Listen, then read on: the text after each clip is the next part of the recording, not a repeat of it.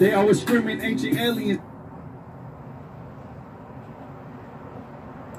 Did it, man, they took away your credit and they made you forget it. I always knew, I know you're feeling it too, but never really had a clue. Yeah, you know how they do us. What if the faces in this pyramid spoke? Would you know? Would you know? Would you? But would you really know? So many fallen, many memories lost. You see the embers as it lays on the cross, where you seek the fruit. So many scattered like the grains of a sand, where you embody just a little what your ancestors had. They set blazing, yo, we watching it burn. You feel that fire, yo, I'm feeling it too.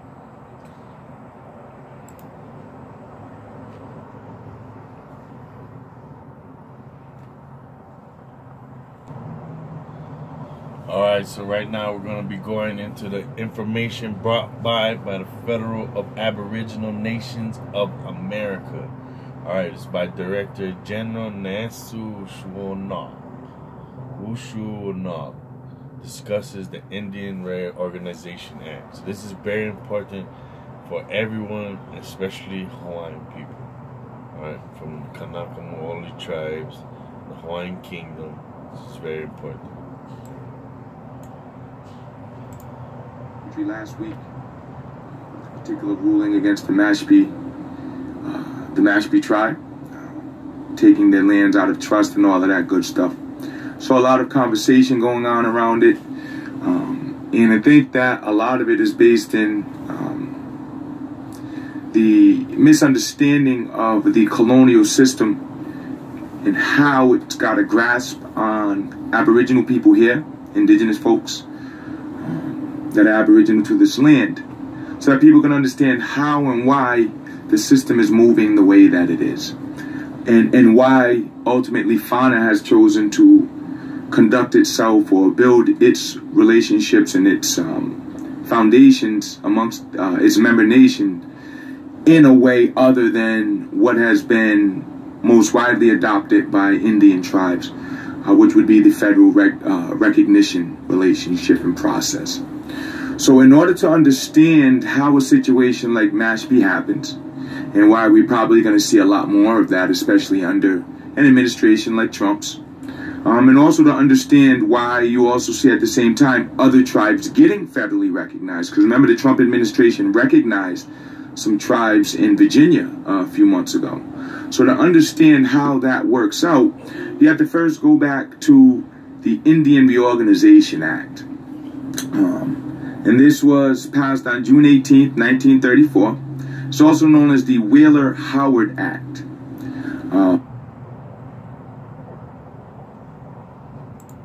This was also considered as the Indian... Oh my God, this thing. Into trust. Somebody to see a lot control of my moving computer. The way that it is.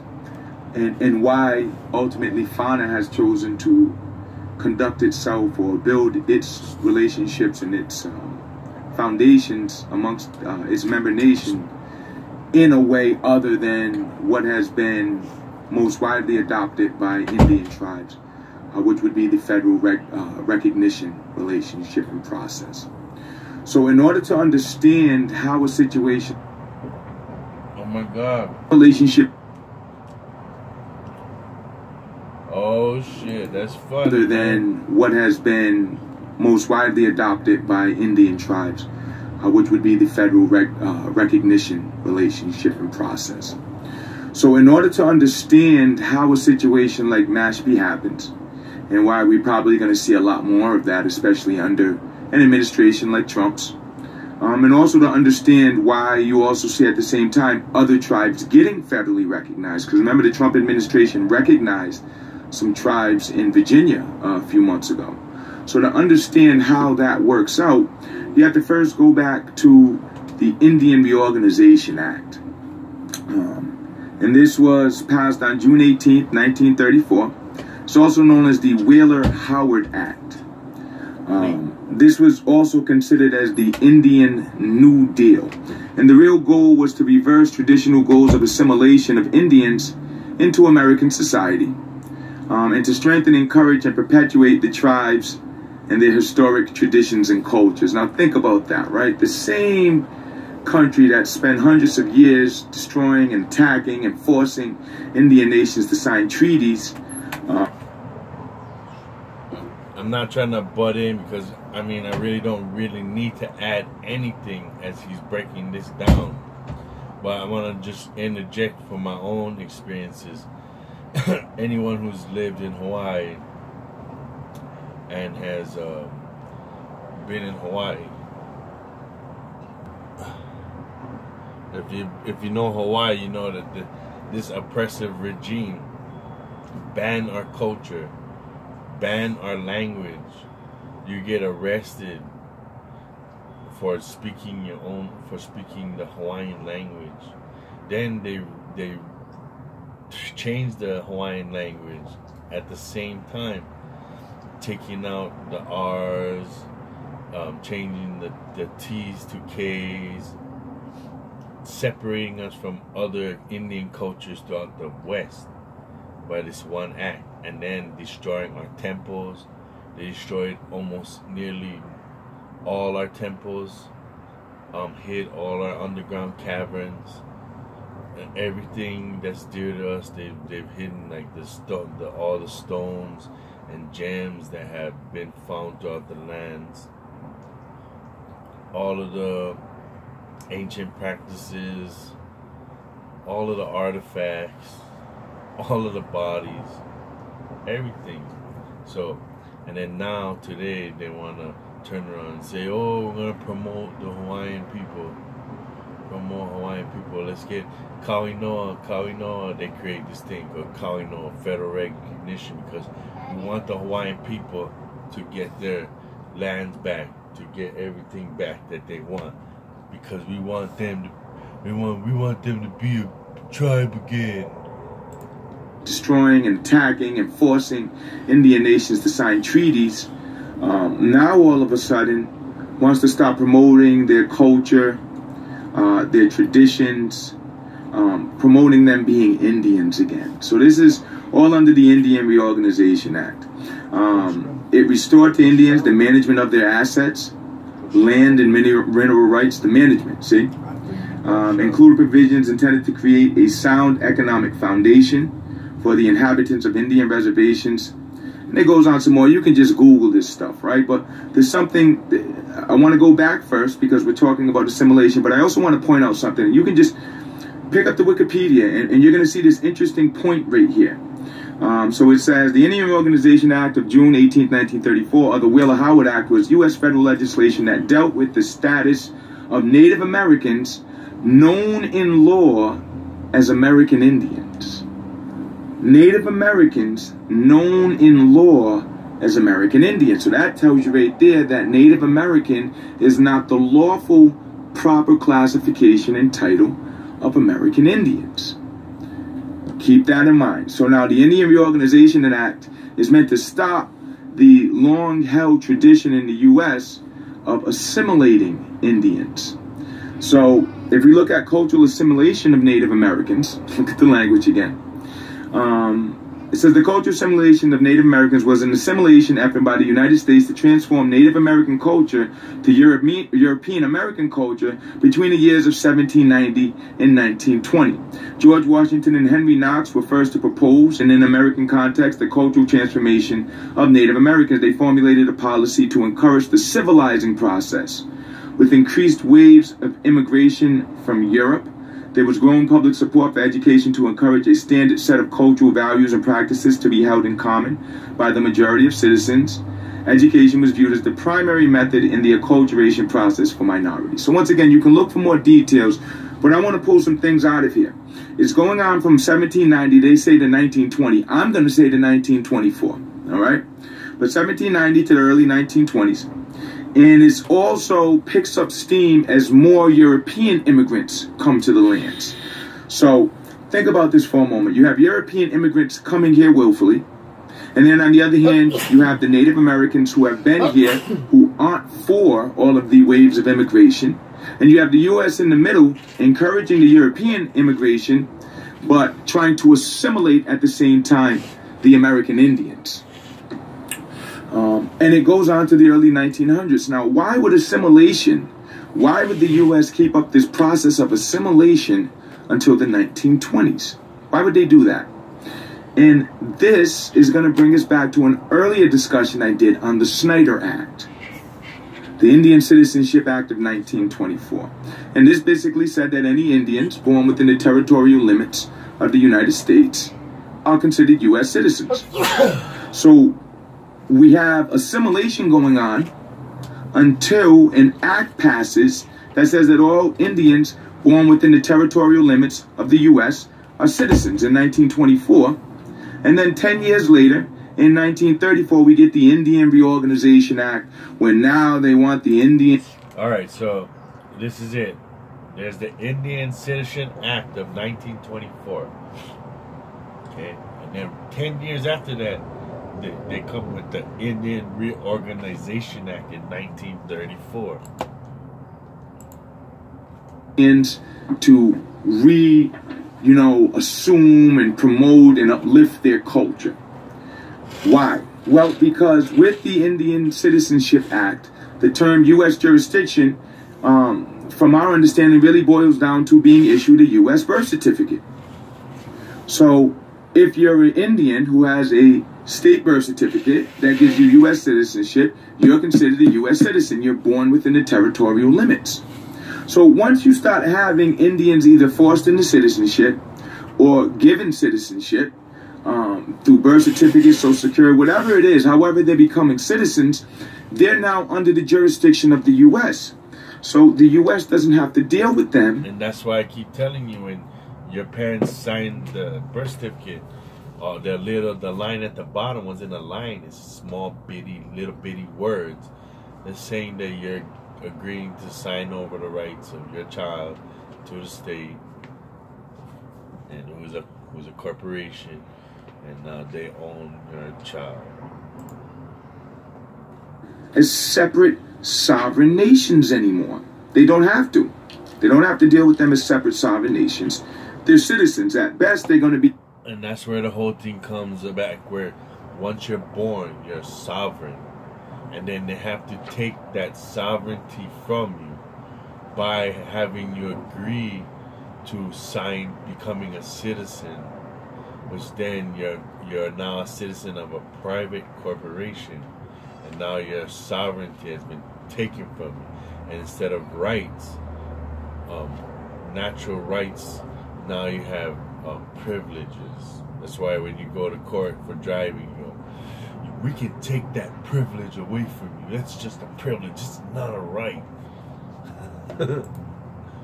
Be domestic dependent nations, but they're not going to be sovereign. They're going to be under the jurisdiction, under the protection of the United States as inferior nations. So once you have this Indian Citizenship Act, the Indians are now citizens. It's now okay from a jurisdictional standpoint to let the Indians be Indians again, because remember, Native American, the lawful term of a lot of the individuals classified as Native Americans is American Indians or Indians. So now they're Native Americans under the jurisdiction. So you don't need to worry about treaties. You don't need to worry about human rights. You don't need to worry about any of that. These are all the U.S.'s citizens with the Indian Reorganization Act. And this took place, like I said, in 1934, right?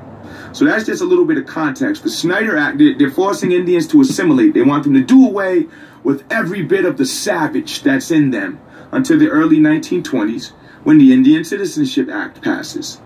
Now all of these Indians are all of a sudden considered U.S. citizens. 10 years later in 34, it's now okay for these Indians to go back to being Indians, because they're not Indians anymore. They're Native Americans. By law, they're Indians, but remember, they're subject under jurisdiction now, so their classification is now a Native American. So we followed so far, right? You got assimilation, Indian Citizenship Act, Indian Reorganization Act. And the Indian Citizenship Act is the Snyder Act. The Indian Reorganization Act is the Wheeler-Howard Act. So now you have 34, you have all of these tribes or whatever. After that, BIA gets established, federal recognition process rolls out, all of that. Now we're going to jump forward to a case in 2009, Kacheri versus Salazar, 55 U.S. 379. This was in 2009. And this is going to be key because this case is going to point back to the Indian Reorganization Act of 1934. And I'm just going to give the generals. You can do more research on it, but I'm just going to give the generals, in particular because this involved my people, the Narragansett Indian tribe. Those are my cousins down in South County, all right? So this hits near and dear. Now, the reason I'm showing this is because I'm showing you Indians, American Indians, who've been duped through this federal recognition process. And we, from all the movies and all the glorious things we've heard, and all the Indians we know who get free college, oh, it's such an amazing thing because of the movies. Oh, they get casinos. But we're not realizing that this is a when we do things, we plan for tomorrow. When these people do things, they plan for 80 years, 100 years from now. This is when the goal is going to be met. But we think too short term. These people are long term. They're in it for the long run. And I've really gotten a chance to get some understanding of it, particularly for myself. And then in sharing that information with the other reps from Fauna, agreed that the perception on it was correct and true. And it actually, well, let me not get to that first, but let's talk to Kacheri versus Salazar. It was a case in which the Supreme Court of the United States held that the federal government, listen to this, could not take land into trust that was acquired by the Narragansett tribe, which did not have federal recognition until 1983.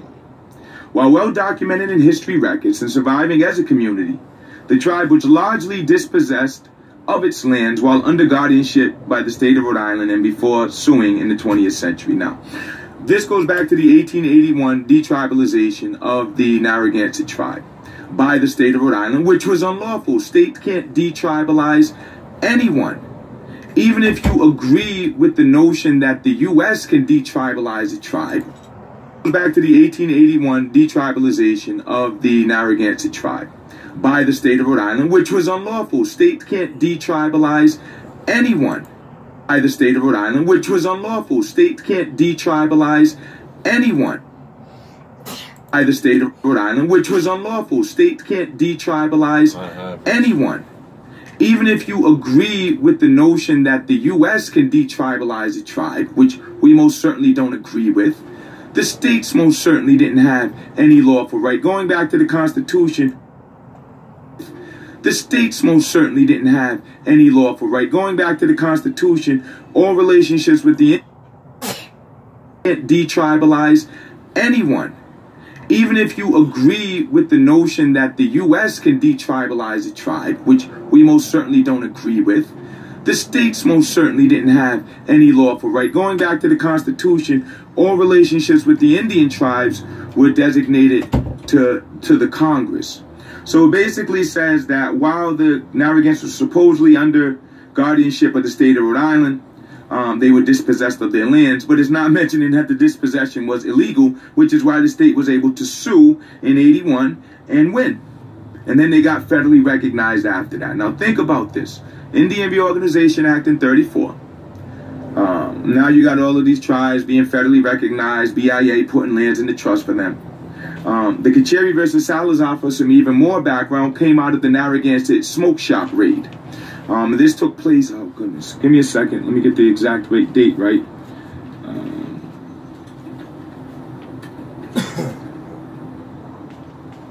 One second. This took place in 2003. The Narragansetts, claiming to be a sovereign nation, decided to put a smoke shop up and sell tax-free tobacco on one of the state roads. Really ugly situation. Governor Donald Kacheri at the time sent in the state troopers.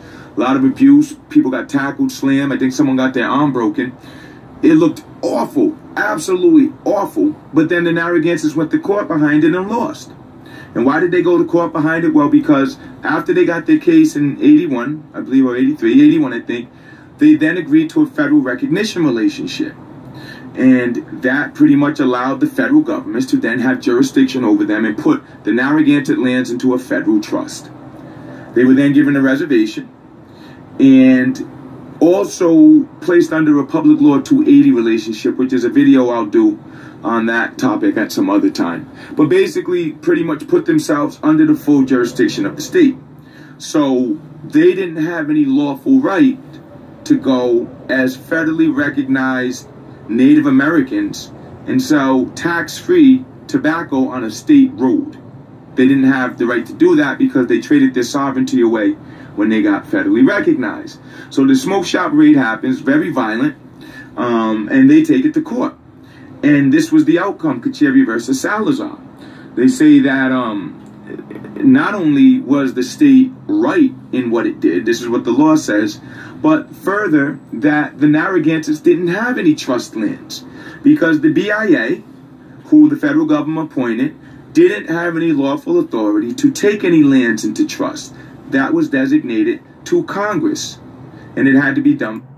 But further, that the Narragansetts didn't have any trust lands because the BIA, who the federal government appointed, didn't have any lawful authority to take any lands into trust. That was designated to Congress. But further, that the Narragansetts didn't have any trust lands because the BIA, who the federal government appointed, didn't have any lawful authority to take any lands into trust. That was designated to Congress, and it had to be done by act. The court ruled that the phrase of tribes now under federal jurisdiction in the 1934 Indian Reorganization Act only applied to those tribes that were federally recognized when the act was passed. And it ruled that the federal government could not take land into trust for the Narragansetts or other tribes that were federally recognized and acquired land after 1934. So peep how they still got the... And it ruled that the federal government could not take land into trust for the Narragansetts or other tribes that were federally recognized and acquired land after 1934. So peep how they still got the Indians, right? Not only did they first try to assimilate us, then dupe us Indians into citizenship, they then passed the Indian Reorganization Act, put particular language in there, and then go through a process that's unlawful and illegal after that with all of the tribes. And we refuse to believe at Fauna that they weren't aware of this. Of course they were aware of this. It was just, how do you set it up so that in the future it can come back to bite the people that think that you're trying to do something good for them?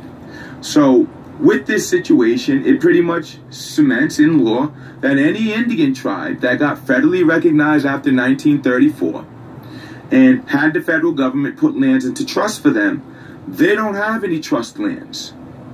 They don't have any trust lands by the Kacheri versus Salazar ruling. They don't have any trust lands, but they're still federally recognized. Notice it doesn't say that they can't be federally recognized. So it doesn't mean that they can't be put under U.S. jurisdiction.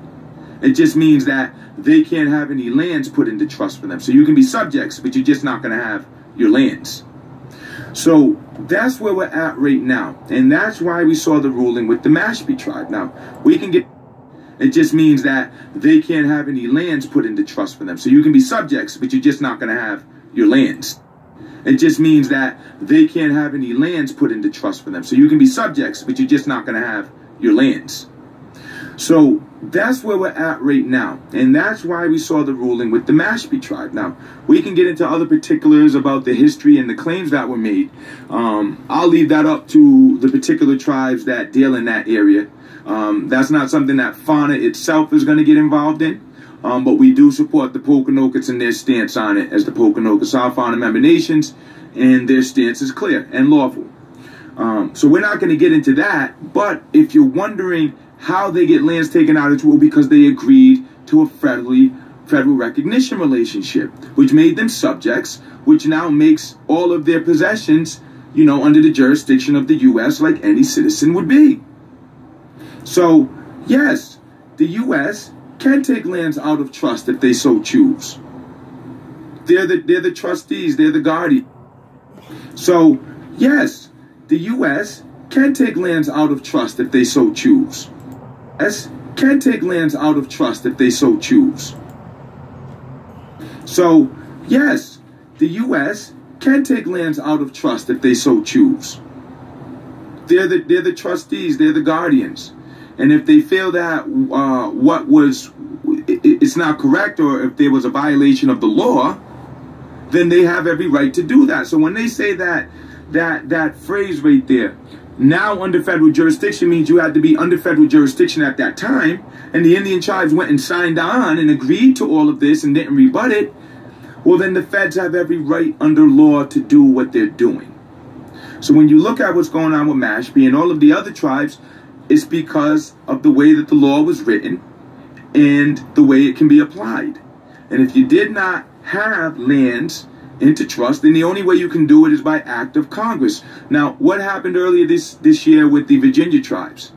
It was the Thomasina Jones or something like that. I forget the name of it.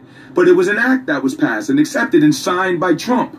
So why would Trump be, at the same time that he's taking lands out for the Mashpees or under federal recognition, be agreeing to recognize other tribes? Think about it. Why would he at the same time agree to recognize tribes, but then taking lands out for the Mashpees or under federal recognition, be agreeing to recognize other tribes? Think about it.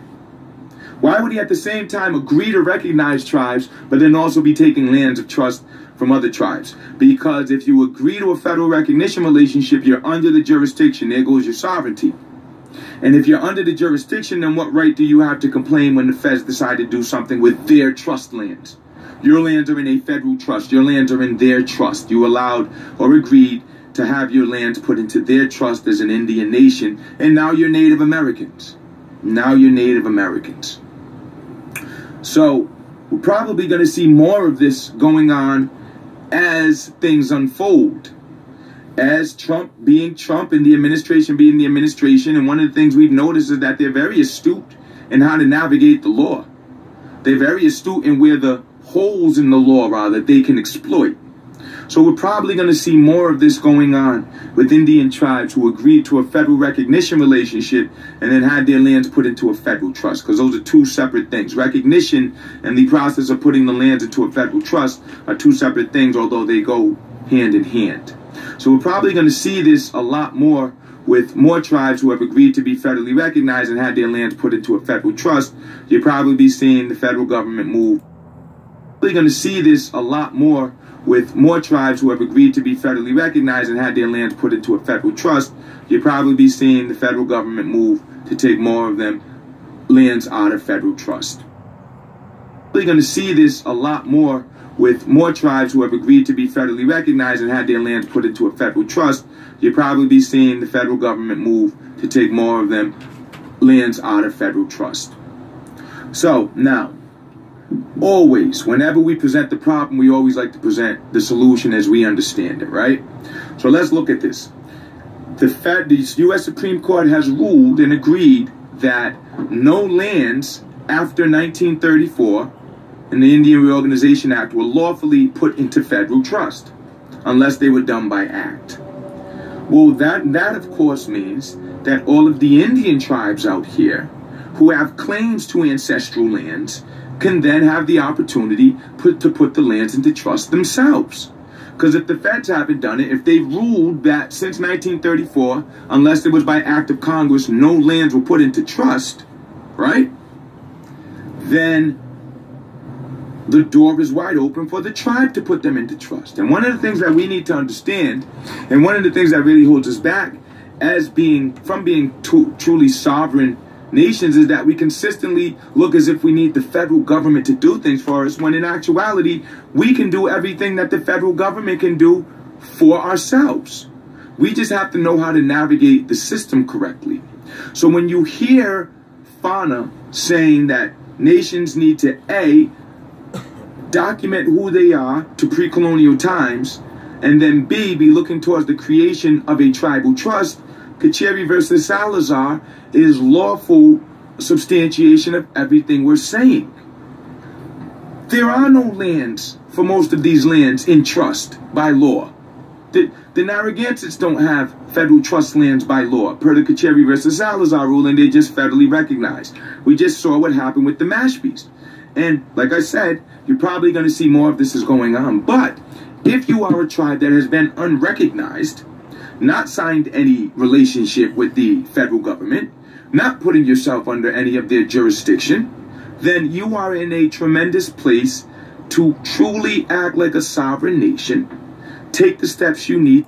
And like I said, you're probably going to see more of this is going on. But if you are a tribe that has been unrecognized, not signed any relationship with the federal government, not putting yourself under any of their jurisdiction, then you are in a tremendous place to truly act like a sovereign nation, take the steps you need to take, and take the lands into trust yourself.